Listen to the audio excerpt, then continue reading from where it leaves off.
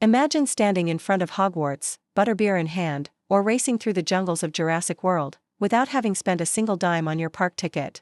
Sounds like a dream, right? Well, for 2026, the rules for saving at Universal Studios have changed.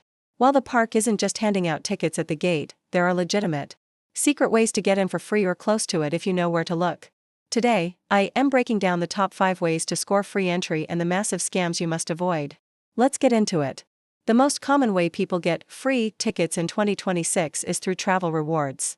If you have a card like the Chase Sapphire or a Capital One Venture, you can redeem your points directly for park tickets in their travel portals. Pro tip: look for sign-up bonuses. Often, one single bonus is enough to cover 2 or even 3 multi-day passes for your entire family. It is essentially using the bank's money to pay for your vacation. Universal has a long-standing history of honoring those who serve. If you are active duty, retired military, or a vet, you can access the Military Freedom Pass. This is a massive discount that often results in getting multiple days of park access for the price of one. Don't forget, first responders should keep an eye on the official Universal Parks blog. In the past, they've offered complimentary tickets during specific appreciation weeks or in response to local community service. Technically, the best way to get free days is through Universal's own promotions. For 2026, we are seeing the return of the buy 2 days, get 2 days free deals. While you're paying for the first 2 days, your third and fourth days are $0. Florida and California residents, you guys have it even better. Check the website for the Neighbor Pass or resident-only deals where buying 1 day can sometimes unlock months of return access. I need to get serious for a second. If you see an ad on social media saying, "Fill out this survey for 2 free Universal tickets," run.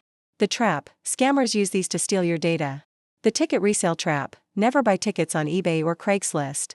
Universal uses fingerscan technology.